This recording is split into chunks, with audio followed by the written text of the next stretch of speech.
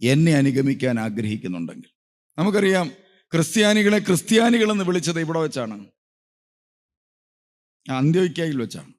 അതിനു മുമ്പ് എന്നാ വിളിച്ചുകൊണ്ടിരുന്നത്? അതിനു മുമ്പ് ക്രിസ്ത്യാനികളെ വിളിച്ചുകൊണ്ടിരുന്ന പേരെന്താണ്? പ്രിയമുള്ളവരെ, നമ്മൾ ഒരു ക്രൈസ്തവൻ എന്നെ അനുഗമിക്കാൻ ആഗ്രഹം ക്രിസ്ത്യാനി എന്ന് വിളിക്കാം. പിന്നീട് വേറൊരു പേര് വിളിച്ചിരുന്നു, സഹോദരൻ എന്ന പേര് വിളിച്ചിരുന്നു. പിന്നെ മറ്റൊരു പേരായിരുന്നു വിശുദ്ധർ. അപ്പോ ആദ്യകാലങ്ങളിൽ ഈ വിശുദ്ധൻ എന്നാണ് വിളിച്ചുകൊണ്ടിരുന്നത്. ക്രിസ്ത്യാനികൾ പരസ്പരം എന്താണ്? ക്രിസ്തുവിനാൽ വിശുദ്ധീകരിക്കപ്പെട്ടവർ, ക്രിസ്തുവിനെ വിശ്വസിച്ചു എന്ന ഒരൊറ്റ കാരണം കൊണ്ട് പാപങ്ങളെ വിമോചിച്ച് കിട്ടിയ മനുഷ്യർ. അതുകൊണ്ട് ഒരു വ്യക്തി യേശുവിനെ വിശ്വസിച്ചു, അയാൾ ക്രിസ്തുവിന്റെ വചനം പാലിച്ചു, യേശുവിനെ ഞാൻ വിശ്വസിക്കുന്ന ആളാണ്, അയാൾക്ക് കാൽവറിയിൽ നിന്ന് പാപമോചനം കിട്ടി. പാപമോചനം കിട്ടിയ ആളായതുകൊണ്ട് പിന്നെ അയാളെ എനിക്ക് എങ്ങനെ വിളിക്കാൻ പറ്റത്തുള്ളൂ? വിശുദ്ധൻ, വിശുദ്ധ, അങ്ങനെയാണ് വിളിച്ചുകൊണ്ടിരുന്നത്. ഈ അന്ത്യോക്യയിൽ വെച്ചാണ് പുതിയൊരു പേര് കിട്ടി. എന്താണ്? ആ ക്രിസ്തുവിനെ അനുഗമിക്കുന്നവരെ വിളിച്ച പേരാണ് ക്രിസ്ത്യാനികൾ. അപ്പൊ ആരെങ്കിലും ക്രിസ്ത്യാനിയാകാൻ ആഗ്രഹിക്കുന്നെങ്കിൽ അവൻ എന്തൊക്കെ കാര്യം ചെയ്യണം? 3 കാര്യങ്ങൾ അവൻ്റെ ജീവിതത്തിൽ നടപ്പാക്കണം. എങ്കിലേ ആഗ്രഹിച്ചാൽ 3 കാര്യം ചെയ്യണം. അതിലൊന്നെന്താണ്? തന്നെ തന്നെ പരിത്യജിച്ച്. ഒന്നാമത്തെ കാര്യം തന്നെ തന്നെ പരിത്യജിക്കണം. രണ്ടാമത്തെ കാര്യം തന്റെ കുരിശുമെടുത്ത്. ആരുടെ കുരിശെടുക്കണം? അപ്പൊ നമ്മൾ എടുത്തുകൊണ്ടിരിക്കുന്ന കുരിശ് ആരുടെയാ? ഈ കുരിശുകളെല്ലാം ഈ കുരിശ് തന്നെ എവിടെയെല്ലാം ഉപയോഗിക്കുന്നുണ്ട്. നമ്മൾ വീട് പണിയാൻ പോയാൽ ഉടനെ 2 കുരിശുമായിട്ട് വരും എവിടുന്നെങ്കിലും. അപ്പൊ ഞാൻ എൻ്റെ അടുത്ത് ആരെങ്കിലും കൊണ്ടുവരാൻ പറയും, വെക്കുകയാണെങ്കിൽ എന്തിനാന്ന് ചോദിക്കുക. പറയും കട്ടള വീട് വെക്കാൻ പോകും. അപ്പൊ ഞാൻ പറയും, കട്ടളയുടെ മുകളിലേ വെക്കാവുള്ളൂ, അടി വെക്കരുത്. വെച്ചില്ലേലും കുഴപ്പമൊന്നുമില്ല. അതുകൊണ്ട് പ്രിയമുള്ളവർ, നിങ്ങൾ ഈ യേശുക്രിസ്തുവിന്റെ കുരിശ് യേശു ചുമന്നോളും. അവൻ അതിനുള്ള കരുത്തുണ്ട്. അതുകൊണ്ട് നിങ്ങൾ ആരും യേശുവിന്റെ കുരിശും ചുമന്നുകൊണ്ട് നടക്കേണ്ട ആവശ്യമില്ല. കാരണം അത് യേശു ചുമന്ന കുരിശാണ്. യേശു അതിൽ തറക്കപ്പെട്ടതാണ്. ആ കുരിശ് കാണുമ്പോൾ ഇപ്പൊ പിശാചിന് പേടിയാണ്. അത്തരം ഒരു കുരിശാണ് യേശുവിന്റെ കുരിശ്. പക്ഷെ ആ കുരിശ് ചുമക്കാൻ യേശു നമ്മളോട് ആവശ്യപ്പെട്ടിട്ടേ ഇല്ല. എന്ന് പറഞ്ഞൊരു കുരിശ് ഇരിക്കുന്നതിന് കുഴപ്പമൊന്നുമില്ല, നല്ലതാണ്. പക്ഷേ നമ്മുടെ രക്ഷയ്ക്ക് വേണ്ടി നമ്മൾ ചുമക്കേണ്ട കുരിശ് ഏതാണെന്ന് കർത്താവ് കൃത്യമായി നിർവചിച്ചിട്ടുണ്ട്. ആ കുരിശ് ഞാൻ ചുമന്നേ പറ്റൂ. അതേത് കുരിശാ? തൻ്റെ കുരിശ് എടുക്കണം. എന്നിട്ട് എന്ത് ചെയ്യണം? തോളെ വെക്കണം. ആരുടെ കുരിശ് എടുക്കേണ്ടത്? അവനവൻ്റെ കുരിശ് അവനവൻ എടുത്തിട്ട് തോളെ വെക്കണം. നമ്മൾ ഈ ധ്യാനകേന്ദ്രം മുഴുവനും ഈ നിരങ്ങുന്നത് എന്തിനാ? നമുക്ക് ഉള്ള കുരിശുകളെല്ലാം ഒന്ന് മാറിക്കിട്ടണം. അതിനുവേണ്ടി പ്രാർത്ഥന നടത്തുക. അങ്ങനെ പ്രാർത്ഥിച്ച ഒരാളെ, കുരിശ് മാറാൻ വേണ്ടി പ്രാർത്ഥിച്ച ഒരാളെ ബൈബിളിൽ നമുക്ക് കാണാൻ സാധിക്കും. ആരാ? പത്രോസ്. ആരുടെ കുരിശ് മാറാനാ പ്രാർത്ഥിച്ചത്? യേശുവിൻ്റെ കുരിശ് മാറിക്കിട്ടാൻ.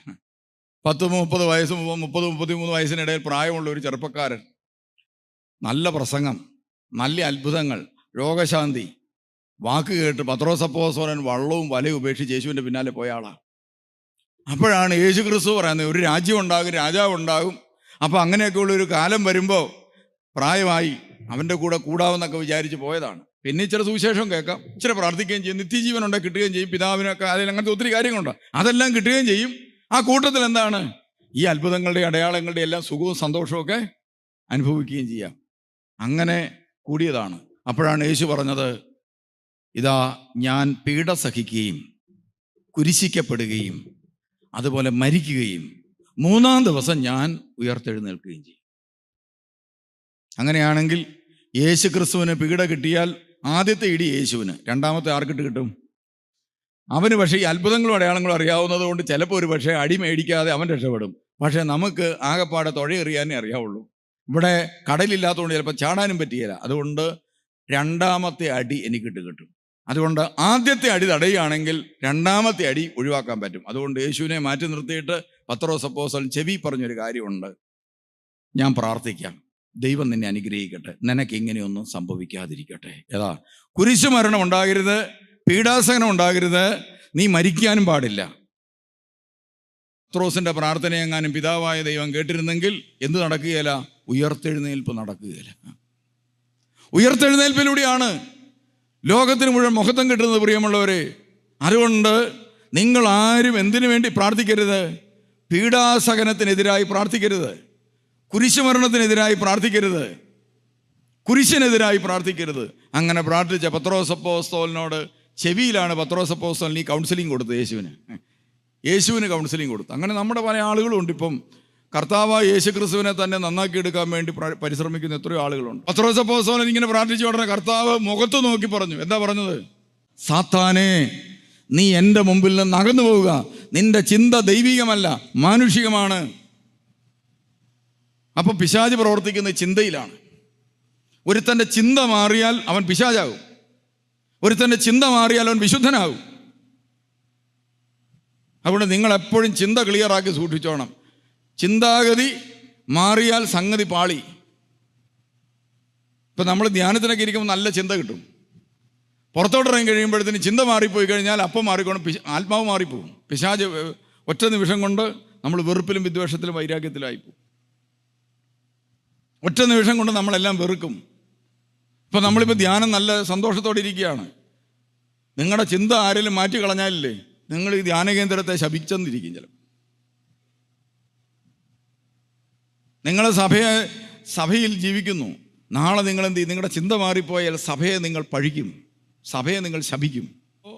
പ്രിയമുള്ളവരെ, ചിന്ത മാറുക എന്ന് പറഞ്ഞാൽ പരിശുദ്ധാത്മാവിൽ നിന്ന് ഇതാ വേറെ ആത്മാവിലേക്ക് പോവുകയാണ്. അപ്പം പിന്നെ പരിശുദ്ധാത്മാവിനെ കുറിച്ച് ഞാൻ ഈ പറഞ്ഞു വരുമ്പോൾ വേറെ സ്ഥലത്തേക്ക് പോകും. പരിശുദ്ധാത്മാവ് എങ്ങനെയാണ് ഒരു മനുഷ്യനിൽ പ്രവർത്തിക്കുന്നത്? ഞാൻ നേരത്തെ പറഞ്ഞിട്ടുണ്ട്. ഒരു വഴി മാത്രമേ ഉള്ളൂ, അത് ചിന്തയാണ്. അതിലൂടെ 3 പേര് യാത്ര ചെയ്യും.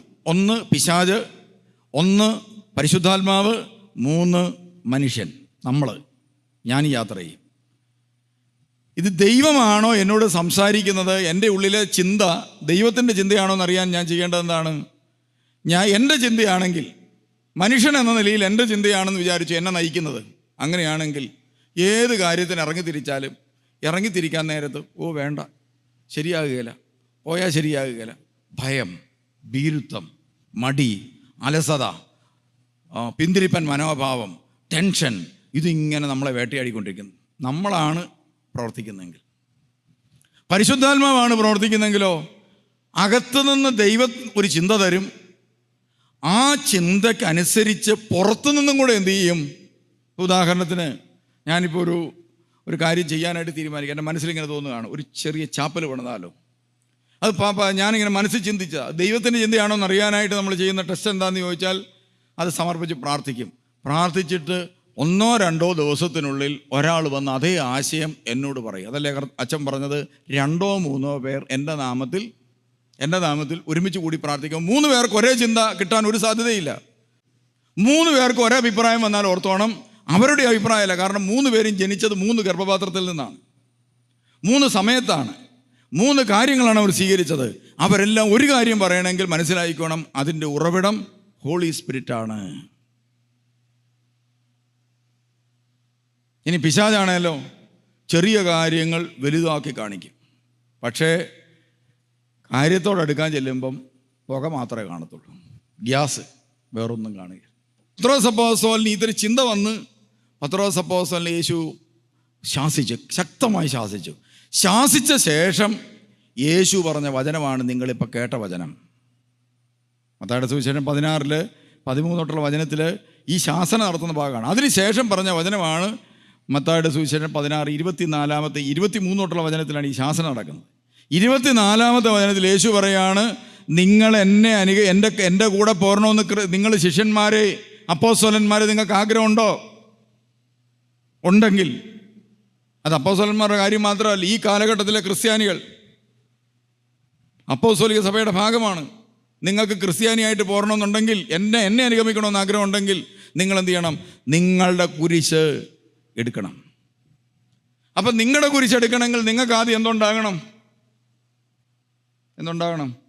നിങ്ങളൊരു കുരിശ് ഉണ്ടാക്കേണ്ട ആവശ്യമില്ല. നിങ്ങൾ വെറുതെ നിന്നാൽ മതി. ക്രിസ്തുവിനെ അനുഗമിക്കാൻ തീരുമാനിച്ചിട്ട് വെറുതെ നിന്നാൽ മതി, തന്നെ കുരിശുണ്ടായിക്കോളും.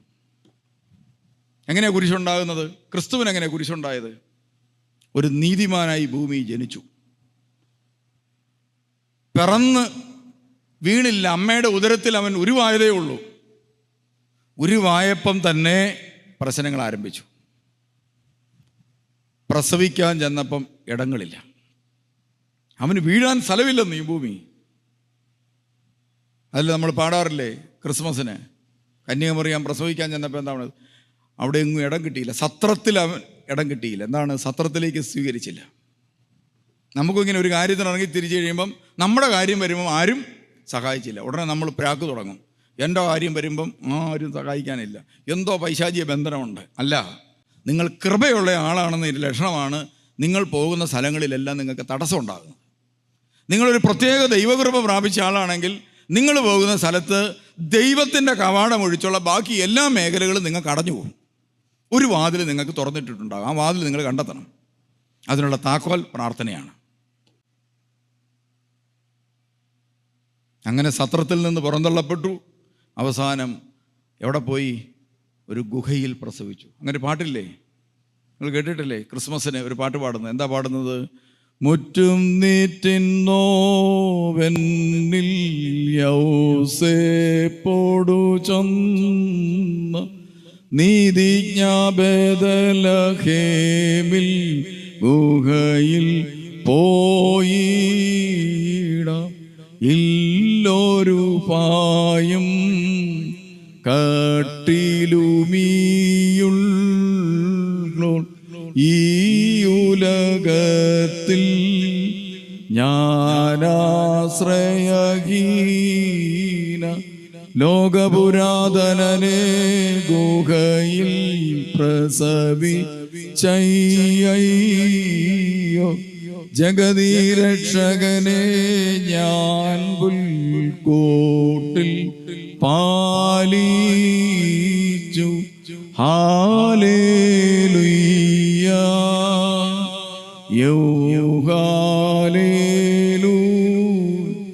യൗസപിതാവിനോട് പറയും, നീതിജ്ഞ, നമുക്ക് ബേത്ലഹേമിലേക്ക് പോകാം. പായില്ല, തലയണയില്ല ഈ ഉള്ളവൾക്ക്. ലോക പുരാതനനായവൻ ക്രിസ്തു, അവനെ ഞാൻ ഗുഹയിൽ പ്രസവിച്ചു, പുൽക്കൂട്ടിൽ കിടത്തി. ഈ ഭൂമിയിൽ ഇത്രയും സുഖസൗകര്യങ്ങളും സാഹചര്യങ്ങളും അന്നും ഉണ്ടായിരുന്നു. രാജകൊട്ടാരങ്ങളും സ്വർണ്ണ തൊട്ടിലുകളുമൊക്കെ അന്നും ഉണ്ടായിരുന്നു. അതിൽ ജനിച്ചവരന്നും ഉണ്ടായിരുന്നു. പക്ഷേ ലോക പുരാതനനായവൻ ഈ ഭൂമി വന്നപ്പോൾ അവനതൊന്നും കിട്ടിയില്ല. ഇനി അത് കഴിഞ്ഞോ, അവൻ ജനിച്ച് വീണ ഉടനെ തന്നെ എന്ത് ചെയ്തു? ഹെരോദാവിൻ്റെ തലയ്ക്കകത്ത് പെട്ടെന്നൊരു ആശയം കയറിയിരിക്കുകയാണ്, ഒരു തെറ്റിദ്ധാരണ. എന്താണ്?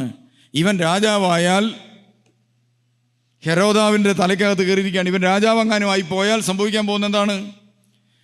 ഇവൻ വളർന്നു വരും, ഇവനെങ്ങാനും വളർന്നു വന്നാൽ എൻ്റെ കസേര പോയത് തന്നെ. അതുകൊണ്ട് 2 വയസ്സുള്ള സകല കുഞ്ഞുങ്ങളെയും കൊല്ലുക.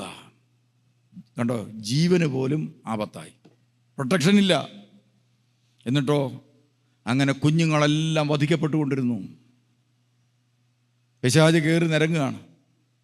പക്ഷേ ആ കുഞ്ഞ് സംരക്ഷിക്കപ്പെട്ടു. ദൈവം അയച്ചവൻ സംരക്ഷിക്കപ്പെടും. അത് ഭൂമിയിൽ എവിടെയായാലും സംരക്ഷിക്കപ്പെടും. പീഡനമൊക്കെ കിട്ടും, കത്തി ചിലപ്പം സൈഡിൽ കൂടെ ഒക്കെ പോയിരിക്കും. പക്ഷേ സംരക്ഷിക്കേണ്ടവനെ ദൈവം സംരക്ഷിക്കും, നിങ്ങളെ സംരക്ഷിക്കും. കൃപ കിട്ടിയാൽ നിങ്ങളും സംരക്ഷിക്കപ്പെടും. അങ്ങനെ ഈജിപ്തിലേക്ക്, ഇന്നും പ്രിയമുള്ളവർ, ഇപ്പോൾ ഈജിപ്തിലേക്ക് ഇസ്രായേലിൽ നിന്നുള്ള യാത്ര എന്ന് പറയുന്നത് എത്ര ദുർഘടമാണെന്നറിയോ?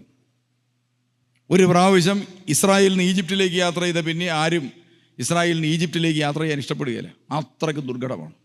മരുഭൂമിയാണ്, ഒരിടത്തും നിർത്താനും പറ്റുകയില്ല. അതുപോലത്തെ മരുഭൂമിയാണ്. കിലോമീറ്ററുകൾ യാത്ര ചെയ്യണം. അവിടെ ഈജിപ്തിൽ ചെന്ന് കഴിയുമ്പോൾ അവിടെ ഈ പരിശുദ്ധ അമ്മ കുഞ്ഞിനെയും കൊണ്ട് പോയി താമസിച്ച വീട് ഇപ്പോഴും അവിടെ സൂക്ഷിക്കപ്പെടുന്നുണ്ട്. ആ സ്ഥലം സൂക്ഷിക്കപ്പെടുന്നുണ്ട്. ആ സ്ഥലം കണ്ടാൽ പ്രിയമുള്ളവരെ, ഏത് കരയാത്തവരവിടെ ചെന്ന് കഴിയും കരയും. കാരണം എനിക്ക് വേണ്ടി ഒരമ്മ തൻ്റെ കുഞ്ഞിനെ സംരക്ഷിക്കാൻ വേണ്ടി ഇത്രയെങ്കിലും, നമ്മൾ ബസ്സേ യാത്ര ചെയ്യുമ്പോൾ ബുദ്ധിമുട്ടി പോകും. അപ്പോൾ നടന്ന്, അല്ലെങ്കിലല്ലോ ചെറിയ കഴുതയുടെ പുറത്തോ കുതിരയുടെ പുറത്തോ കയറി യാത്ര ചെയ്ത് പോയി എന്ന് പറഞ്ഞാൽ നമുക്ക് സഹിക്കാൻ പറ്റുകയില്ല. മനസ്സുള്ളവർക്ക്, ഹൃദയമുള്ളവർക്ക് സഹിക്കാൻ പറ്റുകയില്ല. ഇന്നിപ്പോൾ അതില്ലെന്നുള്ളതാണല്ലോ പ്രശ്നം. ഹൃദയമൊക്കെ എവിടെയോ പോയി, എല്ലാം ആക്ടിങ് അല്ലേ. ഇപ്പം നമുക്ക് മൊത്തത്തിൽ ഇതിപ്പോൾ എന്താണ്, എല്ലാം ഒരു അഭിനയമായി മാറിയിരിക്കുകയാണ്, ഹൃദയമില്ല. അങ്ങനെ ആ മാതാവ് യാത്ര ചെയ്യേണ്ടി വന്നു. അത് കഴിഞ്ഞിട്ടോ പിന്നെ 30-ാമത്തെ വയസ്സ് മുതൽ 33-ാമത്തെ വയസ്സ് വരെ യേശുവിനെ അവൾ അനുഗമിച്ചു കൊണ്ടേയിരുന്നു. അവസാനം തൻ്റെ മകൻ കാൽവറിയിൽ പെടഞ്ഞു മരിക്കുന്നത് കാണേണ്ടി വന്ന അമ്മയായി തീർന്ന് കന്യകമറിയാം. കുരിശ് വല്ലതും ഉണ്ടോ? അപ്പം യേശുവിന് എന്താ പറ്റിയത്? യേശു ക്രിസ്തുവിനുണ്ടായത് പുറത്തോട്ടിറങ്ങി വന്നതോടുകൂടി ആ 30 വയസ്സായി, പരിശുദ്ധാത്മാവ് കൊണ്ടൊക്കെ നിറഞ്ഞു, ആത്മാവ് വെളിപ്പെടുത്തി അവൻ ദൈവപുത്രനാണെന്ന് ലോകത്തിന് മുമ്പിൽ വെളിപ്പെടുത്തി. യോഹന്നാൻ സ്നാപകൻ വിളിച്ചു പറഞ്ഞു, സാത്താനും വിളിച്ചു പറഞ്ഞു, ഇവൻ ദൈവത്തിൻ്റെ പുത്രനാണ്, ഞങ്ങളെ നശിപ്പിക്കാൻ വേണ്ടി വന്നിരിക്കുകയാണ്. പിശാച് നരകത്തിൽ നിന്ന് വിളിച്ചു പറഞ്ഞു, ഇവൻ ദൈവത്തിൻ്റെ പുത്രനാണ്, ഇവൻ ഞങ്ങളെ നശിപ്പിക്കാൻ വേണ്ടി വന്നിരിക്കുകയാണ്. യോഹന്നാൻ സ്നാപകൻ വിളിച്ചു പറഞ്ഞു, ഭൂമിയിൽ നിന്ന് കൃപയുള്ളവൻ വിളിച്ചു പറഞ്ഞു, എന്താണ്? ഇവൻ ദൈവത്തിൻ്റെ കുഞ്ഞാടാണ്. ആകാശത്തു നിന്ന് സ്വർഗം തുറക്കപ്പെട്ടു, ഇവൻ എൻ്റെ പ്രിയപുത്രൻ, ഇവനിൽ ഞാൻ പ്രസാദിച്ചു. 3 സ്ഥലത്തു നിന്നാണ് സാക്ഷ്യം വന്നത്. അതോടുകൂടി യേശുക്രിസ്തുവിൻ്റെ പ്രശ്നങ്ങൾ ആരംഭിച്ചു. എന്തായിരുന്നു പ്രശ്നം? പ്രിയമുള്ളവരെ, ഒരു സൈഡിൽ രോഗികളെ സുഖപ്പെടുത്തുന്നു, ആശ്വസിപ്പിക്കുന്നു, മുറിവേറ്റവനെ വെച്ച് കെട്ടുന്നു. അങ്ങനെ പോകുമ്പോൾ ഇപ്പുറത്തെ സൈഡിൽ കൂടെ ഓരോരുത്തർ, ഫറവോനും പാർട്ടി ഒരു സൈഡിൽ, പിന്നെ അച്ഛന്മാരും മെത്രാച്ചന്മാരും അപ്പുറത്തെ സൈഡിൽ. അന്നത്തെ കാലത്തെ കാര്യമായി പറയും. അന്നത്തെ മെത്രാന്മാരുണ്ടല്ലോ, പുരോഹിതനും ശാസ്ത്രിമാരും ഒക്കെ, അവരപ്പുറത്തെ സൈഡിൽ. പിന്നെ ആളുകളെ തെറ്റിദ്ധരിപ്പിക്കുക. അങ്ങനെ ആരാലും മനസ്സിലാക്കപ്പെടാതെ, ആരാലും സ്നേഹിക്കപ്പെടാതെ, തിരിച്ചറിയപ്പെടാതെ പോയ മനുഷ്യൻ്റെ ഉള്ളിൽ കൂടി കടന്നുകൂടിയ പക, വിദ്വേഷം, വെറുപ്പ്, വൈരാഗ്യം, ഇതെല്ലാം കൂടെ കുമിഞ്ഞു കൂടി കൂടി കൂടി കൂടി കൂടി അങ്ങോട്ട് വന്നു. അങ്ങനെ കുരിശുണ്ടാകുന്നത്. അപ്പോൾ കുരിശുണ്ടാകണമെങ്കിൽ 2 സാധനങ്ങളാണ് വേണ്ടത്. 2 തടി വേണം, അല്ലേ? ഒന്ന് ഇങ്ങനെ ഒരെണ്ണം വേണം, രണ്ടാമത്തേത് ഇങ്ങനെയും വേണം, എന്നാലേ കുരിശുണ്ടാകത്തുള്ളൂ. ഈ 1-ാമത്തെ തടി ഉണ്ട് നമ്മുടെ കയ്യിൽ. എന്താണ്? I am. എന്നാ പറഞ്ഞാലും ഐ ആം, അതുണ്ടല്ലോ. എൻ്റെ ഇഷ്ടം, എൻ്റെ ആഗ്രഹം, എൻ്റെ താല്പര്യങ്ങൾ, എൻ്റെ ഭാര്യ, എൻ്റെ മക്കൾ എല്ലാം നല്ലതായിരിക്കണം, ഒരു കുഴപ്പമുണ്ടാകരുത്, സ്മൂത്തായി പോകണം. നടക്കുന്ന കാര്യമാണോ? നടക്കുകയില്ലാത്ത കാര്യമാണ് ഈ ഭൂമി. എല്ലാം സ്മൂത്തായിരിക്കുകയില്ല. ഈ ഐ തകർക്കപ്പെട്ടതിനാണ് നമ്മൾ എന്ത് ചെയ്യുന്നത്? ധ്യാനം കൂടാൻ വരുന്നത്. ഈ ഐയുടെ മേൽ എന്തു വന്നു? ക്രിസ്തു ഇങ്ങനെ നിൽക്കുകയാണ് ദൈവപുത്രനായിട്ട്. അപ്പോൾ അവിടെ എന്ത് ചെയ്യണം? ക്രോസ് ചെയ്യാണ്. എന്താ വന്ന് ക്രോസ് ചെയ്യുന്നത്? തിരിച്ചറിയപ്പെടാതെ പോയ, സ്നേഹിക്കപ്പെടാതെ പോയ, കരുതാൻ പറ്റാത്ത, മനസ്സിലാക്കാൻ പറ്റാത്ത മനുഷ്യരുടെ പകയും വിദ്വേഷവും എല്ലാം കൂടെ ചേർന്ന് ഒരു കമ്പായിട്ട് വന്ന് ഇങ്ങനെ നിന്നു. അപ്പോൾ എന്തുണ്ടായി? യേശുവിന് ഒരു കുരിശുണ്ടായിക്കൊണ്ടേയിരുന്നു. അവസാനം പീലാത്തോസ് എന്ന് പറയുന്ന നീതിയില്ലാത്ത ന്യായാധിപനും കൂടി ഉണ്ടായപ്പോൾ ആ കുരിശ് അതിൻ്റെ പൂർണ്ണതയിലെത്തി. അതുകൊണ്ട് അവൻ്റെ തോളിലേക്ക് ആ കുരിശ് വെച്ചു കൊടുത്തു. അവനെന്ത് ചെയ്തു? നീതിയില്ലാത്ത ന്യായാധിപൻ നൽകിയ ആ ജനങ്ങളുടെ വിദ്വേഷവും വെറുപ്പും വൈരാഗ്യവും പകയും എല്ലാം കൂടെ ചേർന്ന് അവൻ തോളെ വെച്ചുകൊണ്ട് പോയി. എന്നിട്ടോ ആ കുരിശിൽ സ്നേഹമായവൻ കടന്ന് ക്ഷമിച്ച് മരിച്ചപ്പോൾ ആ കുരിശിലെ പകയും വിദ്വേഷവും ശാപവും എല്ലാം താഴേക്ക് വീണു. അവസാനം കുരിശ് കണ്ടാൽ പിശാചിന് പേടിയാകുന്ന അവസ്ഥയായി. അങ്ങനെയാണെങ്കിൽ നിങ്ങളുടെ കുരിശ് എങ്ങനെയാണ് നിങ്ങൾക്ക് ഉണ്ടാകുന്നത്? നിങ്ങൾ കുരിശ് വെക്കണമല്ലോ. നിങ്ങളുടെ കുരിശെടുത്താലേ നിങ്ങൾ ക്രിസ്ത്യാനിയാകത്തുള്ളൂ. ഏതാ നിങ്ങളുടെ കുരിശ്? നിങ്ങളെ മനസ്സിലാക്കാതെ പോയ അമ്മായിയമ്മ, അതാണ് നിങ്ങളുടെ കുരിശ്. നിങ്ങൾക്കിട്ട് പാര വെക്കുന്ന നാത്തൂൻ, ഇതുപോലത്തെ പണി ചെയ്യുന്ന പല സ്ത്രീകളും പുരുഷന്മാരും പല കുടുംബങ്ങളിലുണ്ട്. എന്താണ്? ചുമ്മാ ഇരുന്നുകൊണ്ട് ഫോൺ വിളിക്കുക. ഇപ്പോൾ അത് മൊബൈൽ ഫോണൊക്കെ ഫ്രീയും കൂടി ആയതുകൊണ്ട് പിന്നെ പറയുകയും വേണ്ട. പല കുടുംബങ്ങളും ഛിദ്രമാക്കാൻ ഇത്തരം ഫോൺ വിളികൾക്ക് വളരെയധികം കപ്പാസിറ്റി ഉണ്ട്. ചുമ്മാ വിളിച്ചിട്ട്, അമ്മേ എന്നാ അമ്മേ കഴിച്ചേ? ഞാൻ രാവിലെ ഈ വല്യമ്മച്ചിമാർക്കൊരു പ്രത്യേകതയുണ്ട്. ഇത് നിങ്ങൾ രാവിലെ കഴിച്ചത് എന്നാന്ന് നിങ്ങൾ മറന്നുപോകും. ഈ അമ്മച്ചിമാർ രാവിലെ നല്ല ഫുഡൊക്കെ അടിച്ചിട്ട് ഇരിക്കുകയായിരിക്കും. ഉടനെ ഒരു 11 മണിയാകുമ്പോൾ കെട്ടിച്ചു വിട്ട മകളൊരു വിളിയുണ്ട്. ചുമ്മാ ഇരിക്കുകയല്ലേ ഇവിടെ, അവിടെ നിന്നൊരു വിളിക്കുക, അമ്മേ രാവിലെ എന്നാ അമ്മേ കഴിച്ചത്? ഞാൻ എന്നതാ കഴിച്ചത്? വല്ലതും കഴിച്ചോവാ? ഒന്നും കഴിച്ചില്ലെന്ന് തോന്നുന്നു, ഓർക്കുന്നില്ല. അമ്മ മിണ്ടാത്തതാ, കഴിച്ചു കാണുകയില്ല, തരാനൊരു സാധ്യതയില്ലല്ലോ. അപ്പോൾ തന്നെ ഈ അമ്മച്ചിയുടെ മനസ്സിലേക്ക് വിദ്വേഷവും വെറുപ്പും അങ്ങോട്ട് കയറും. പിന്നെ മരുമകൾക്കിട്ട് പണി കൊടുക്കാൻ വേണ്ടിയിട്ട് ഇങ്ങനെ ഇരിക്കുക. എന്നാ ചെയ്യേണ്ടത്? എന്നെ തീറ്റിക്കുന്നില്ലെങ്കിൽ ഞാൻ ശരിയാക്കാമെന്ന് പറഞ്ഞുകൊണ്ട് ഈ ഉപ്പെല്ലാം കൂടെ കോരിയിട്ട് എന്ത് ചെയ്യും? ഈ എന്നാ പാത്രത്തിനകത്തോട്ട് ഒഴിച്ചവിടെ വെക്കും. മരുമകൾ മകന് ചോറ് കൊടുക്കാൻ വന്നു കഴിയുമ്പോഴത്തേന് ഈ ചോറിനകത്ത് മുഴുവൻ, അല്ലെ ഈ കറിക്കകത്ത് മുഴുവൻ ഉപ്പ്. അപ്പോൾ എന്ത് ചെയ്യും? പുള്ളിക്കാരൻ പിടിച്ച് ആ ഭാര്യയ്ക്കിട്ടൊരു പൊട്ടിയിൽ കൊടുക്കും. ഉടനെ അമ്മച്ചിയോട്, യഹോവ എൻ്റെ ഇടയനാകുന്നു, എനിക്ക് മുട്ടുണ്ടാവുകയില്ല, പച്ചയായ പുൽപ്പുറങ്ങളിൽ അവൻ എന്നെ മേയ്ക്കുന്നു, സ്വസ്ഥതയുള്ള വെള്ളത്തിൽ. കേട്ടിട്ടേ ഇല്ല, അടിയുടെ ഒച്ചയും കേട്ടില്ല, ഒന്നും കേട്ടിട്ടില്ല. ഇങ്ങനത്തെ പണിയായിട്ടിരിക്കുന്ന അനേകം സ്ത്രീകളുണ്ട്. ഇവരുടെയൊക്കെ പ്രത്യേകത എന്നാണെന്നറിയോ? 8 നോയമ്പ് കൃത്യമായിട്ട് എടുക്കും. അതുപോലെ തന്നെ 50 നോയമ്പ് ഒന്നും വിടുകയില്ല. പക്ഷേ ജീവിതത്തിൽ മാനസാന്തരം എന്ന് പറയുന്ന ഇത്തരം സാധനങ്ങൾക്കൊന്നുമില്ല. എനിക്ക് മുഴങ്ങുന്ന ചേങ്ങലയും ചിലമ്പുന്ന കൈത്താളവും എന്ന് പറഞ്ഞ് കേട്ടിട്ടില്ല. എന്താണ്? സ്നേഹമില്ലെങ്കിൽ. മുഴങ്ങുന്ന ചേങ്ങലയുടെ പ്രത്യേകത എന്താണ്? അടിച്ചിട്ട് അങ്ങോട്ട് വിട്ടു കഴിഞ്ഞാൽ കുറേ നേരത്തിന് മുഴങ്ങി നിൽക്കും, അത്രേ ഉള്ളൂ. അത് കഴിയുമ്പോൾ അതങ്ങ് പോവും. കുറച്ച് നേരത്തേനേ ഉള്ളൂ. അതുകൊണ്ട് പ്രസംഗവും പാട്ടും ഒക്കെ കേൾക്കുമ്പോൾ നല്ല ആവേശമൊക്കെയാണ്. കരഞ്ഞു കൂവി നിലവിളിച്ച് എൻ്റെ അമ്മ എന്നൊക്കെ പറഞ്ഞ് നെഞ്ചത്ത് അടിച്ചൊരു പോക്ക്. നമ്മളിവിടുന്ന് നേരെ അങ്ങോട്ട് ചെല്ലുന്നതോടുകൂടി ആൾ മാറി വേറൊരാളാകുന്നു. എന്നിട്ടോ പിന്നെ മറ്റേ പരിപാടി അപ്പോസ്തലിക പ്രവർത്തനം ആരംഭിക്കുക. വീണ്ടും ഇത് തന്നെ ഒരാഴ്ച. അതോടുകൂടി കൃപയെല്ലാം പോകും, പ്രാർത്ഥിക്കാനും പറ്റിയല്ല, വീണ്ടും തിരിച്ചു വരുന്നു. നമ്മുടെയൊക്കെ ആളുകൾ ഈ പള്ളിയിൽ പോകുന്നത് ഇങ്ങനെയാണ്. അപ്പോൾ ഇതാണ് പ്രിയമുള്ളവരെ കുരിശുണ്ടാകുക എന്ന് പറയുന്നത്. അപ്പോൾ ഒരു കെട്ടിച്ചു വിട്ടിരിക്കുന്ന പെണ്ണിന് കുരിശുണ്ടാകാനായിട്ട് ഇത് മതി. അമ്മായി അമ്മ തെറ്റിദ്ധരിക്കുക, പിന്നെ പെങ്ങന്മാരെല്ലാം കൂടെ ഉപദ്രവിക്കുക, ഇതെല്ലാം കൂടെ കൂടുമ്പോൾ അങ്ങനെ ഉണ്ടാകും. അതുപോലെ ഓരോരുത്തർക്ക് നിങ്ങൾക്കറിയാമല്ലോ. ഇപ്പം ഞാനിത് വിവരിക്കേണ്ട ഒരു ആവശ്യവും ഇല്ല. വെറുതെ ഇരുന്നാൽ മതി. നമുക്ക് നാട്ടിൽ നിന്നും കിട്ടും, വീട്ടിൽ നിന്നും കിട്ടും, എല്ലായിടത്തുനിന്നും നമ്മളെ മനസ്സിലാക്കാതെ പോകുന്നവർ, നമ്മളോട് അസൂയുള്ളവർ, നമ്മളെ സ്നേഹിക്കാൻ പറ്റാത്തവർ, നമ്മളെ പകയോടെ നോക്കുന്നവർ, എല്ലാവരും ചേർന്ന് നമുക്ക് പല ഉപദ്രവങ്ങളും ചെയ്യും. അപ്പം ഇങ്ങനെ മനുഷ്യനെ ഉപദ്രവിക്കുന്ന ആളുകൾ സഭയിലുമുണ്ട്, കുടുംബത്തിലുമുണ്ട്, ഓഫീസിലുണ്ട് അങ്ങനത്തെ ആളുകൾ.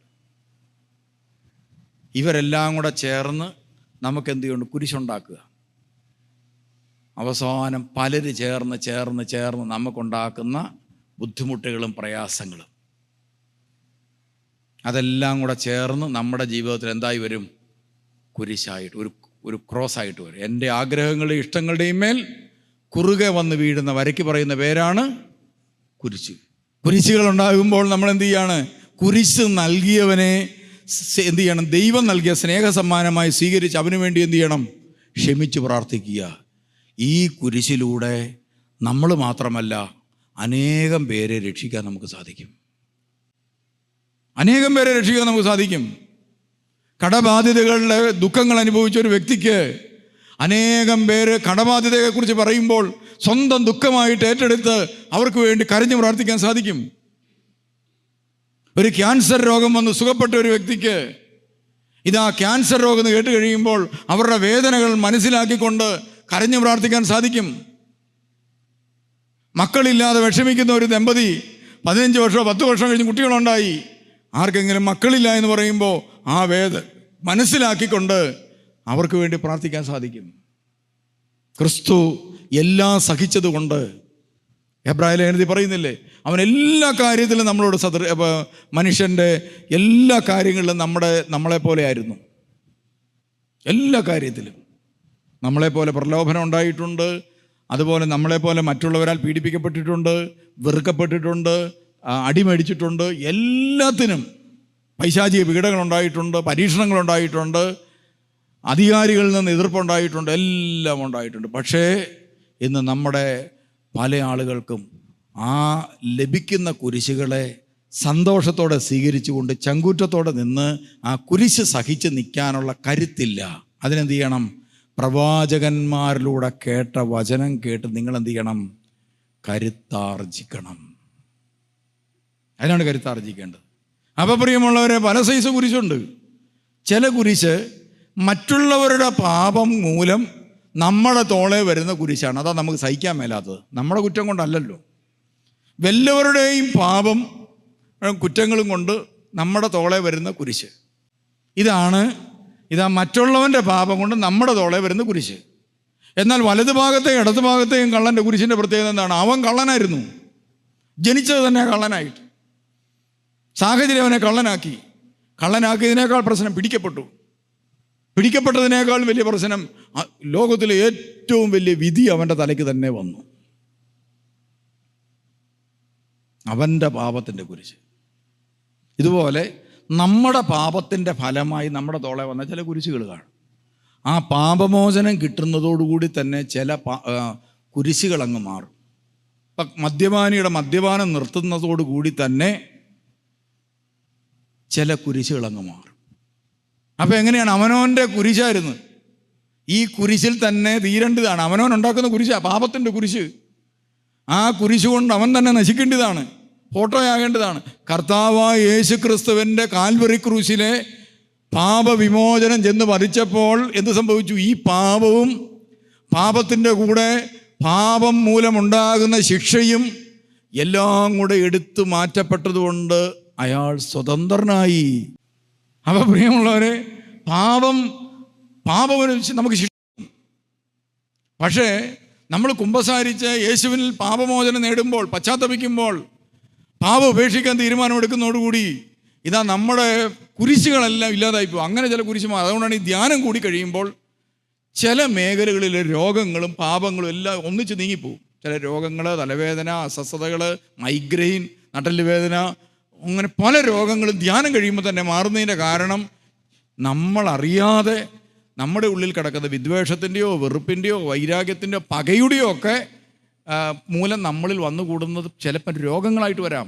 കുരിശ് ഇതാ വെറുപ്പ്, വിദ്വേഷം, വൈരാഗ്യം ശരീരത്തെ അഫക്റ്റ് ചെയ്യും, രോഗങ്ങളായി മാറും. വൈരാഗ്യവും വെറുപ്പും വിദ്വേഷവും പകയും ഉള്ളിൽ കയറിയാൽ രോഗങ്ങളായി മാറും. അത് അതിൻ്റേതാണെന്ന് തെളിയിക്കുന്നതാണ് ആ പാപങ്ങൾ നീങ്ങിയതോടുകൂടി രോഗങ്ങളും നീങ്ങി. കണ്ടോ?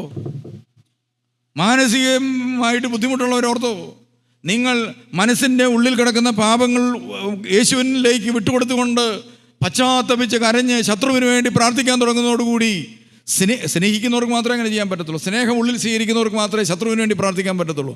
അതോടുകൂടി ആ മേഖലകളെല്ലാം അങ്ങ് ക്ലിയറാകും. ശരീരത്തിൻ്റെ രോഗങ്ങൾ അപ്രത്യക്ഷമാകും, ആത്മാവിൻ്റെ രോഗങ്ങൾ നീങ്ങും.